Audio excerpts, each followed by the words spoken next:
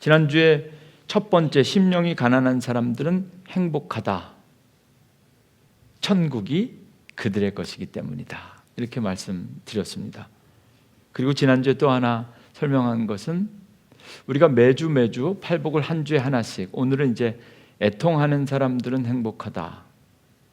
하나님이 그들을 위로할 것이기 때문에 이 두 번째 말씀을 전해야 되는데, 매주 한 가지, 팔복 가운데 한 가지 복을 우리가 전하면서도 한 가지씩 한 절 말씀을 통해서 독립된 어카운트의 복을 우리가 확인하는 것도 중요하지만, 이 8개 전체가 소개되어져 있고 짜여 있는 그 구조 속에서도 우리가 팔복의 의미를 발견했으면 좋겠다 말씀드리면서, 지난주에 첫 번째로 이제 이 신약 성경과 복음서들을 깊이 연구한 학자들의 그 자료를 좀 살펴보면서 두 가지, 세 가지 제가 좀 소개해 드리고 싶은 것 가운데, 지난주에 먼저 소개해 드린 것은 처음에 3가지 복과 이어지는 나머지 5가지 복으로 이렇게 나누어서 설명을 드렸습니다. 그래서 지난주 팔복의 구조 속에서 설명드린 것은, 심령이 가난하다라는 것은 하나님과 우리의 관계에서 이해하면 좋다. 가난한 심령으로 하나님을 바라보고, 두 번째는 이웃을 향해서는 온유한 마음으로 이웃을 대하고, 하나님을 향해서는 가난한 겸손한 심령, 이웃을 향해서는 온유한 마음, 그리고 이 처음이 가난한 심령, 세 번째가 온유한 마음, 그 샌드위치 구조 속에서 가운데 담고 있는 오늘의 주제인데, 애통하는 사람들은 복이 있다라는 이 애통은 하나님을 향해 가난한 마음, 이웃을 향한 온유한 마음을 가지고 하나님 앞에 늘 애통하는 마음으로 하나님께서 나의 삶 가운데, 우리의 역사 가운데 임하시고 개입하시기를 기도하는 그런 사람들, 그런 제자들에 대한 축복의 선언이다라는 말씀 함께 드렸는데요. 오늘은 또 다른 전문가들이나 학자들이나 목사님들이 소개하는 두 번째 구조에 대해서 간단히 설명해 드리려고 합니다. 소개해 드리려고 합니다.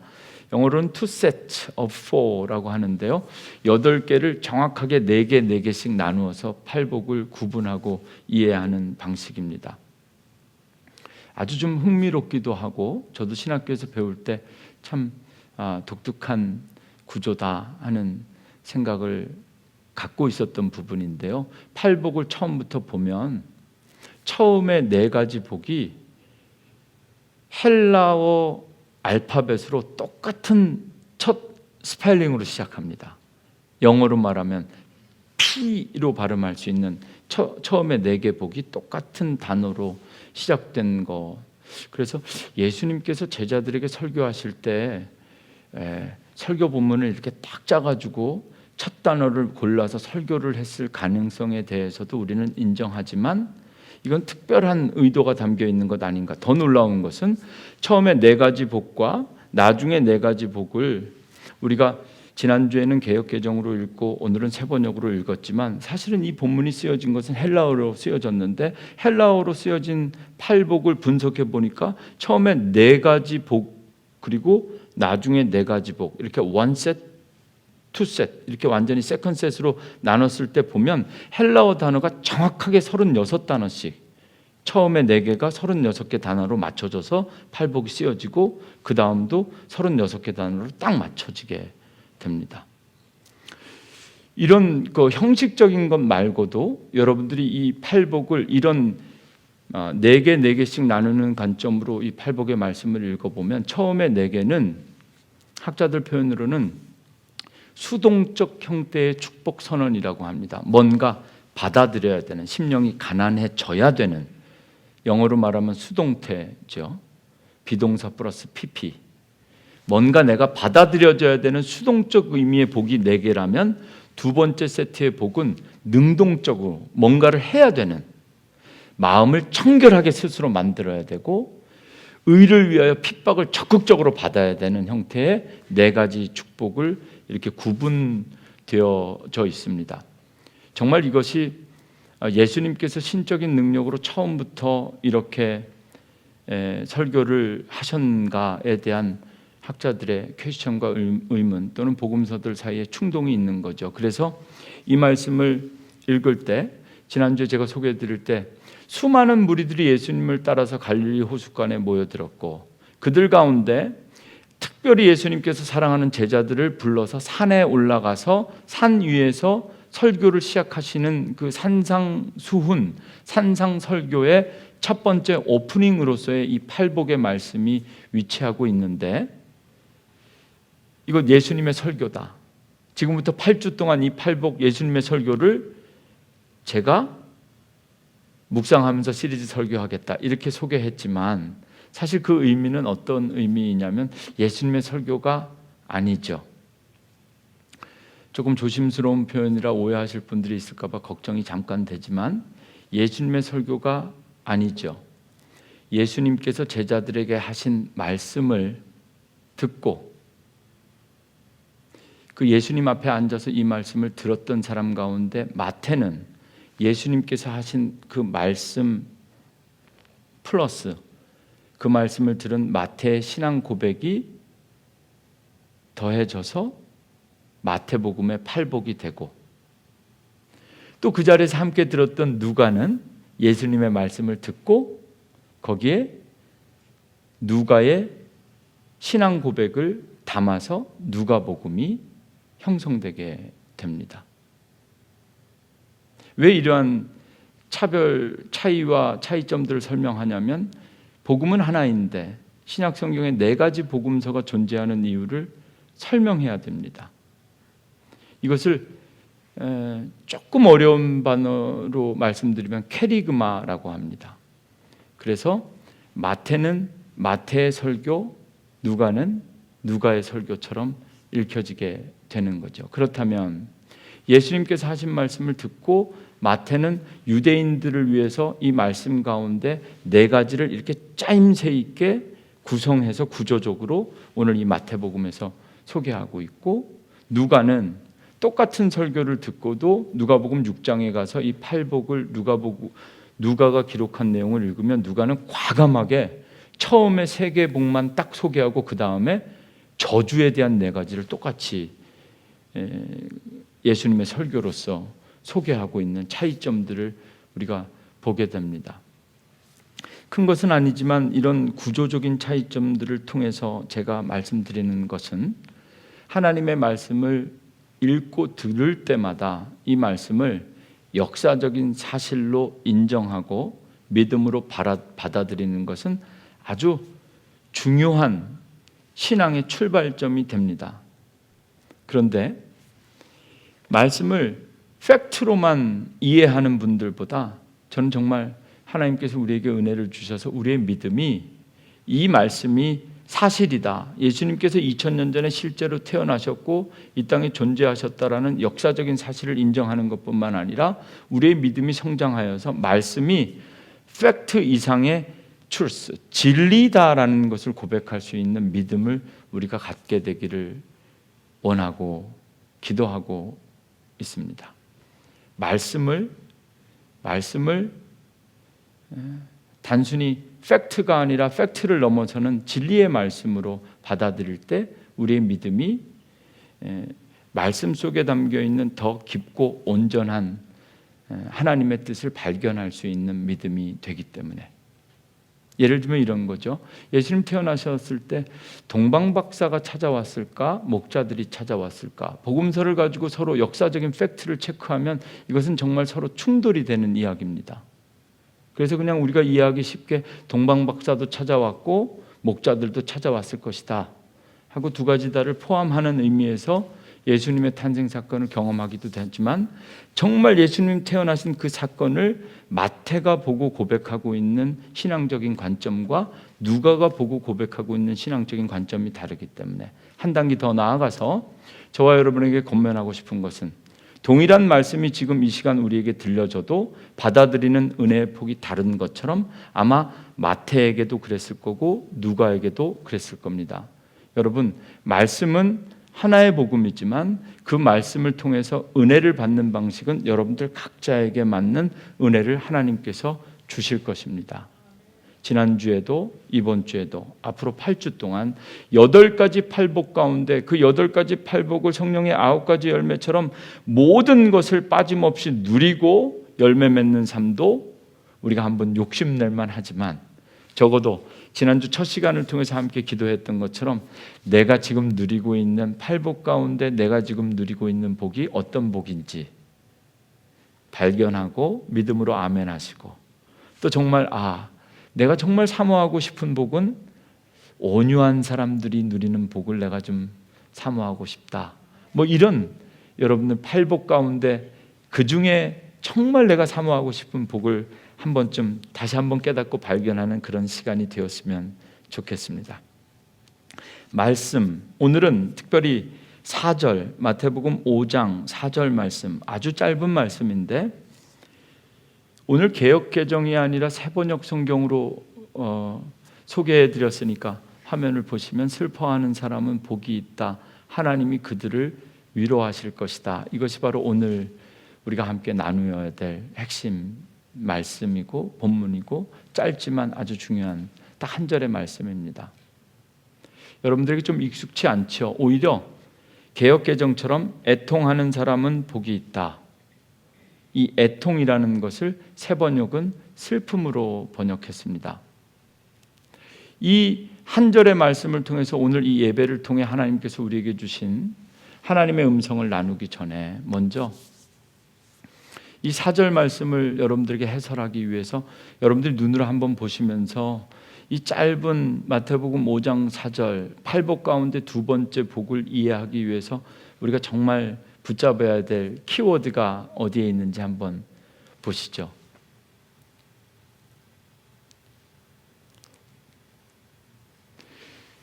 슬퍼한다. 슬픔이란 무엇인가? 그리고 두 번째 제가 오늘 전하고자 하는 키워드는 위로, 슬픔과 위로, 이 두 가지를 성경 본문과 원어에 따라서 해설하고 그 의미에 따라 하나님께서 주시는 메시지를 나누고자 하는데요. 팔복에 대한 구조를 몇 가지 설명드렸지만 지난주, 이번 주 그리고 이 8주 동안 시리즈 설교를 준비하면서 제가 깨달은 구조도 있어요. 그래서 학자들이 그에 대해서 지금 쓰고 소개한 저보다 더 전문가들이 많으니까 있는지 찾고 있는데 아직 발견을 못해서 좀 조심스럽긴 한데 제가 보니까 팔복 가운데 4가지 복은 우리가 쉽게 인정할 수 있는 복들이에요. 교회 다니지 않는 사람들도 인정하는 복들. 자비를 베푸는 사람은 복이 있다. 이건 당연히 복을 받아야 될 사람이죠. 평화를 화평케 하는 사람은 복을 줘야죠. 하나님이 아니면 대통령이라도 줘야 되는 복이니까 팔복 가운데 제가 이렇게 보니까 4가지 복은 쉽게 아멘할 수 있는 복인데 지난주, 이번 주 또 남아있는 2가지, 4가지는 역설적인 복음, 역설적인 행복입니다. 가난은 우리 현실 속에서 우리는 가난과 복이라는 것을 이퀄로 이해하기가 어려운데 예수님은 가난한 사람은 복이 있다라고 지난주에 말씀하셨으니까 역설적이게도 가난이 복이다라는 말씀을 다루었다면 오늘은 기쁨, 감사, 웃음이 복이다. 하나님이 그 웃음을 주셨기 때문이다. 이렇게 말하면 두 번째 복이 이해하기도 쉽고 아멘하기도 쉬운데 역설적이란 말이죠. 애통하는 자는 복이 있나니 하나님이 그들을 위로하실 것이다. 그러니까 이 말씀을 읽을 때 예수님께서 마태가 들었던 그리고 예수님께서 전하셨던 애통한다는 것, 슬픔이라는 것은 무엇인가? 정말 그냥 살다 보면 오늘도 여기 기쁨 가운데 오신 분도 있고 마음속에 조금 슬픔이 있는 분들이 있을 수도 있는데 그런 슬픔 가운데 있는 사람들도 괜찮다. 행복할 수 있다. 단순히 이런 개념에서 이 말씀을 두 번째 복으로 우리가 이해할 것인가? 정말 예수님은 어떤 마음으로 이 슬픔, 어떤 슬픔을 말씀하고 계시는가를 살펴보아야 되는데요. 흥미로운 것은 이 애통하는 슬프다라고 표현된 헬라어가 펜둔테스라는 단어가 쓰였는데요. 이 단어가 성경에 여기 말고 예수님께서 하신 헬라어 원어 말고 성경에서 또 한 번 사용된 적이 있습니다. 히브리어로 쓰여진 구약 성경이 헬라어로 그리스어로 번역되는 과정에서 여기 애통하는 사람이라는 이 애통이라는 단어가 구약 성경에 똑같이 표현된 데가 있는데 어디냐면 야곱이 가장 사랑했던 요셉이라는 아들이 형들 보러 갔다가 형들이 팔아버리죠. 그리고 피 묻은 옷을 아버지에게 갖다 주면서 요셉은 죽었습니다. 그 이야기를 들은 야곱이 그 자리에서 펜둔테스. 그러니까 예수님께서 말씀하신 마태복음 5장 4절에 그런 의미에서 한 번쯤 저 슬픔이라는 단어를 해석해 본다면, 슬픔은 그냥 일반적인 슬픔이 아니라 우리 인간이 이 땅에 살면서, 여러분 우리가 이 세상에 살면서 느낄 수 있는 슬픔 가운데 가장 큰 슬픔이 어떤 것이 있을까요? 서로 다른 대답을 할 수는 있겠지만 그래도 여기 부모님들이 많이 계신데 자식이 부모보다 먼저 하나님의 부름을 받는다는 것, 자식을 잃어버린 부모의 슬픔보다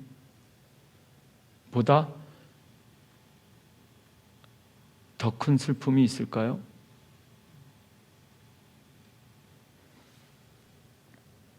제가 2008년에 한국을 떠나서 미국으로 유학으로부터 시작해서 미국 생활을 시작했는데요. 시애틀 그리고 로스앤젤레스를 거쳐서 미국 시카고에 처음 2008년도에 왔습니다. 미국 시카고 오헤어 공항에 도착할 때 저를 마중 나왔던 선배 목사님이 계신데 지금은 시카고 대학에서 신학교에서 공부하시고 그리고 LA의 클레어몬트 신학교에서 박사과정을 마치고 한국에 들어가셨는데, 그분이 클레어몬트에서 마지막 박사과정 할 때 저도 뭐 공부를 조금 하던 게 있어서 클레어몬트 대학교의 대학교 도서관에서 그 선배 목사님과 함께 일주일 동안 같이 책도 보고 같이 공부하던 적이 있었는데요. 그분의 PhD 박사 논문이 뭐냐면 자녀를 먼저 떠나보낸 부모님들의 슬픔에 대한 연구였어요. 그러니까 목사님들이 박사과정 하는 것 가운데 이렇게 목회 임상, 목회 pastoral care를 전공하는 목사님이셨는데, 그래서 미국 내에 있는 모든 교회에 이 논문을 쓰기 위해서 목사님들에게 협조 편지를 보냈어요. 혹시 교회 안에 자녀를 먼저 떠나보낸 그런 슬픔을 경험한 성도님들이 있다면 소개해 주십시오. 그들에게 설문하고 인터뷰해서 이런 연구, PhD 박사 논문을 쓰고 싶다고 했는데요. 아무도 답이 없는 겁니다.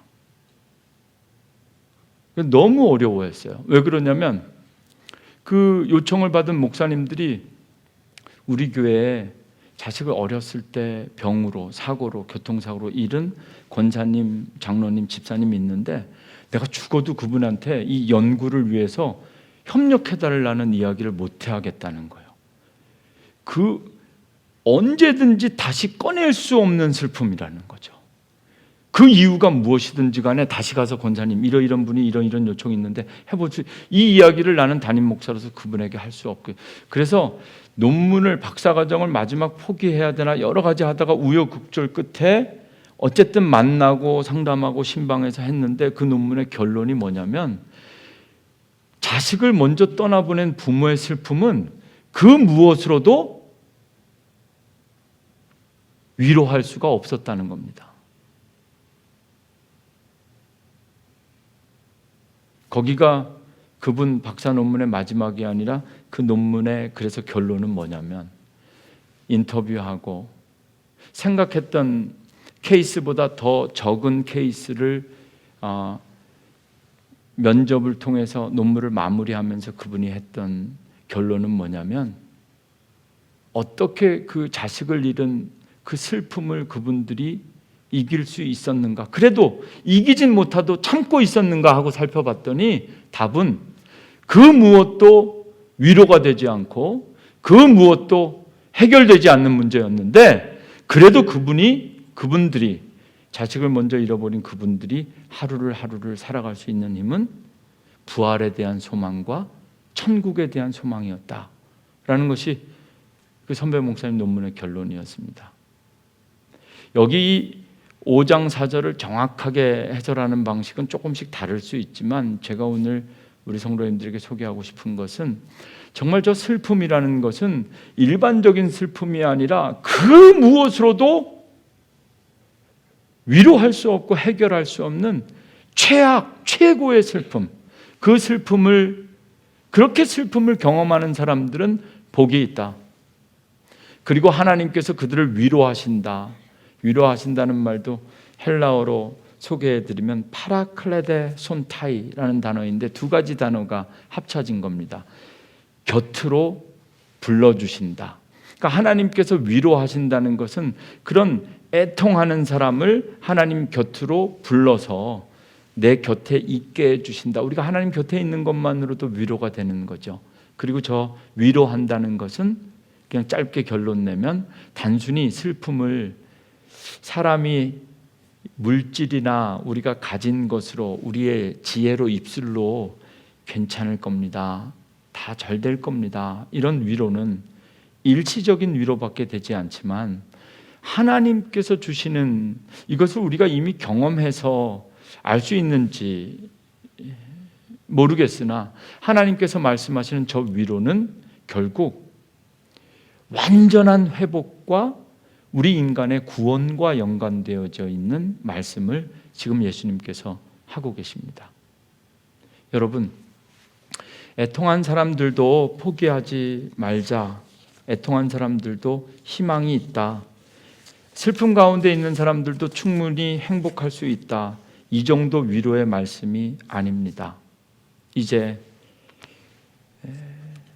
팔복에 대한 설명, 애통하는 사람들은 왜 행복하다, 이런 본문에 대한 해설들을 다 마치고 아주 간단하게, 그렇다면 우리가 이 땅에서 누리면서 최고의 슬픔, 그 사람들이 누리는 복, 하나님께서 위로하신다라는 이 말씀을 우리 삶 속에 어떻게 적용해야 되는지 제가 한 주 동안 말씀을 묵상하면서 세 가지로 오늘 이 마태복음 5장 4절 말씀, 저 짧은 말씀을 통해서 하나님께서 저와 우리 교회, 우리에게 주시는 하나님의 음성을 함께 나누고자 합니다. 첫째는요, 우리는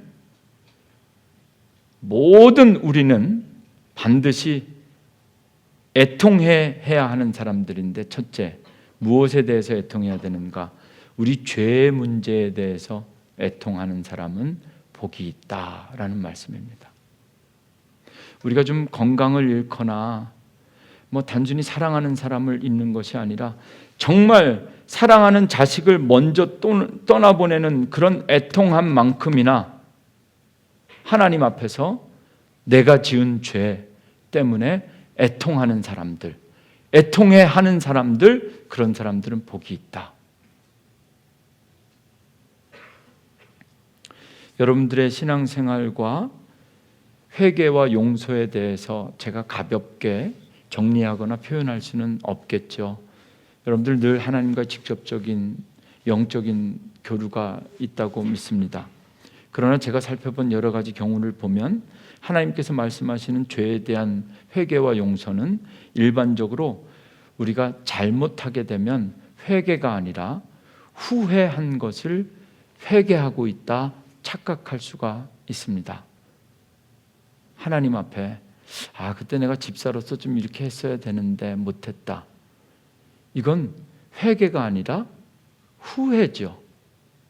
우리는 곧잘 말씀 앞에서나 하나님 앞에서 후회한 것을 회개했다라고 착각하기 쉬운데, 정말 그 야곱이 요셉을 잃었을 때 그 색동옷을 입혀줬던 그 색동옷에 무슨 피를 보면서 자식을 먼저 잃으며 자기 옷을 찢었던 그 야곱처럼 내가 하나님 앞에 지은 죄 때문에, 아직도 내 안에 남아있는 죄의 쓴뿌리 때문에 하나님 앞에 애통하는 사람들, 그런 사람들은 반드시 행복한 사람들이다. 하나님께서 그 회개를 듣고 용서하시고 위로해 주실 것이기 때문에, 이것이 바로 이 예수님께서 말씀하신 두 번째 복의 첫 번째 의미라 여겨집니다. 두 번째는요, 우리가 애통해야 될 두 번째 주제가 있습니다. 그것은 죽어져가는 영혼들에 대한 애통함입니다.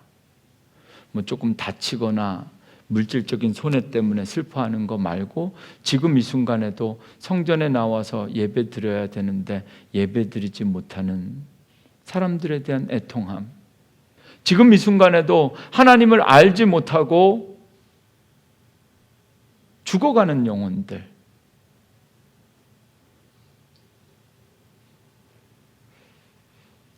내 가족이나 친척 가운데, 이웃 가운데 지금 예수 그리스도를 구주로 고백하지 못해서 신앙과 믿음을 갖지 못한 사람들 때문에 내가 내 자식을 잃은 슬픔처럼 그렇게 애통하면서 하나님 앞에 기도하는 사람들은 복이 있다. 하나님께서 그 기도를 들으시고 응답하실 것이다. 마지막으로 세 번째는 먼저 그의 나라와 의를 구하기 위해 애통하는 사람들에게 주시는 복이 오늘 주님께서 말씀하신 복이라고 믿습니다. 세 번째 복을 가장 잘 설명해 줄 수 있는 케이스를 성경에서 한번 찾아보았는데요, 열왕기상 17장 1절에서 22절까지 3년 6개월 동안 비가 오지 않았던 고대 근동 지방 사르밧이라는 지역에서 있었던 이야기가 열왕기상 17장에 기록되어져 있습니다. 3년 6개월, 정상적인 가정도 견딜 수 없는 이 지독한 가뭄 속에서, 성경은 과부라고 기록하고 있는데요, 이게 한국말로 설교할 때마다 새로운 번역이 없어서 그런지 전 참 부담스러운데, 영어로 하면 그냥 싱글맘이죠. 혼자서, 지금도 어려울 텐데 그때도 혼자서 자식을 키우면서 3년 6개월을 견뎌야 했던 그 싱글맘이 열왕기상 17장에 기록되어져 있다고요. 더 큰 문제는 하나님께서 그 집에 엘리야 선지자를 보냅니다.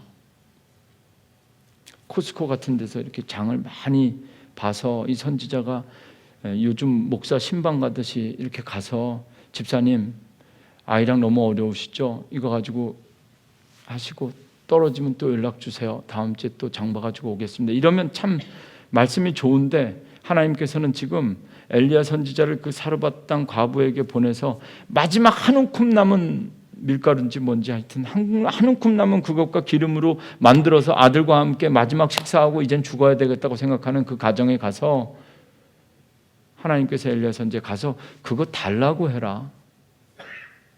많은 분들이 그 말씀을 읽으면서, 여러분들은 사르밧 과부의 입장에서 그 말씀을 읽겠지만 저는 엘리야 선지자 입장에서 보니까 정말 그 본문 이야기 속에 제대로 된 선지자라면 가장 큰 애통함은 사르밧 과부 속에 있는 애통함이 아니라 엘리야 선지자에게 있었던 애통함이 아니었겠는가.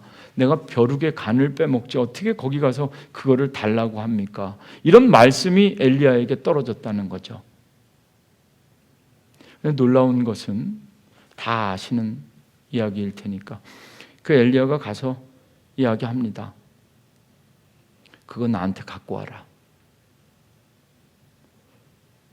그리고 이 말씀의 결론은 엘리야만 먹은 것이 아니라, 그렇게 먼저 그의 나라와 의를 구하며 말씀에 순종했을 때 엘리야도 먹고 그 어머니도 먹고 아들도 먹고, 이렇게 마르지 않는 샘과 같은 축복이 그 집에 임했다라는 것을 우리가 기억하는 것이고, 그리고 그 가정에서 그 아들이 죽었을 때 다시 살려내는 기적과 같은 역사도 그곳에서 일어나게 됐다는 것.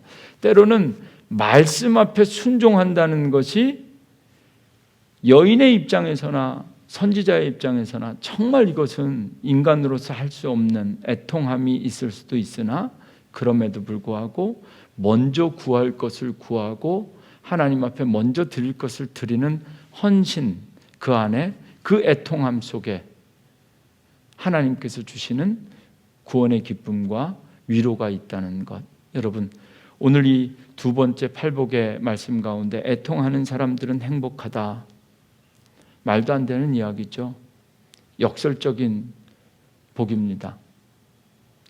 저는 여러분들이 애통하는 성도들 되기보다는 늘 기쁨과 감사와 웃음이 넘치는 성도와 가정 되기 원합니다. 그러나 이 말씀은 우리가 이렇게 오늘 우리가 나누는 것처럼 세 가지 의미에서 내 죄에 대해서는 정말 애통할 줄 알아야 되는 성도들이, 그리고 죽어져가는 영혼들을 향해서 정말 애통할 수 있는, 그리고 하나님 앞에 헌신하고 하나님 부르심 앞에 순종하는 부분에 있어서는 제대로 애통해야 할 수 있는 그런 성도들의 삶을 통해서 행복한 성도, 행복한 가정, 행복한 교회가 이루어지게 될 것이다 하는 분명하고 확실한 비전과 소망을 함께 가지기를 원합니다.